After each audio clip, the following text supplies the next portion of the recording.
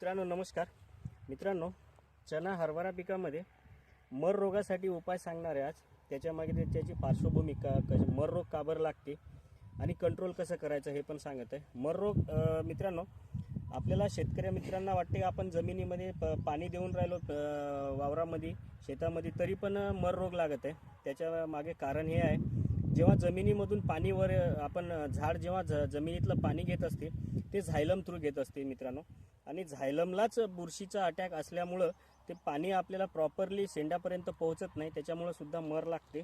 याच्यानंतर ह्या बुरशीचं अटॅक होते ते फ्युजारियम ऑक्झिस्पोरियम या बुरशीमुळं हे अटॅक होत असते. याच्यासाठी आपल्याला काय करायचं आहे, जेव्हा पण आपण समोरील आता नांगरणी करू त्यामध्ये आपल्याला काय करायचं आहे, खोलवर नांगरणी करायची आहे जेणेकरून जमिनीतली बुरशी खालची बुरशी वरती येईल आणि ती उन्हाच्या सानिध्यात आल्यामुळं ती मरण पावेल. त्याच्यामुळे सुद्धा कंट्रोल होते. त्याच्यानंतर आपल्याला एक दुसरा पण उपाय आहे याला, क्रॉप रोटेशन.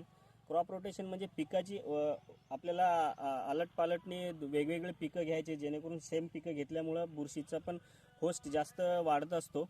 ते पण आपल्याला एक उपाय आहे. त्याच्यानंतर एक केमिकल आपल्याला उपाय आहे, केमिकली आपण घेऊ शकतो. याच्यामध्ये झेनेट, त्याच्यामध्ये रोको, थायफोनेट, मिथिल आहे. त्याच्यानंतर त्याच्यामध्ये एक अँटीबायोटिकसुद्धा आहे, कासुकामायसिन आणि ते दोन्ही असल्यामुळं चांगलं या मर रोगाला, फ्युजारियम वीटला चांगलं कंट्रोल करते. याच्यासोबतच आपल्याला घ्यायचं आहे, आता फुटवा अवस्थेमध्ये आहे. फुटवा अवस्थामध्ये जेवढं जास्त फुटवे राहतील याला तेवढे जास्त समोर चालून घाटे फुलं लागतील.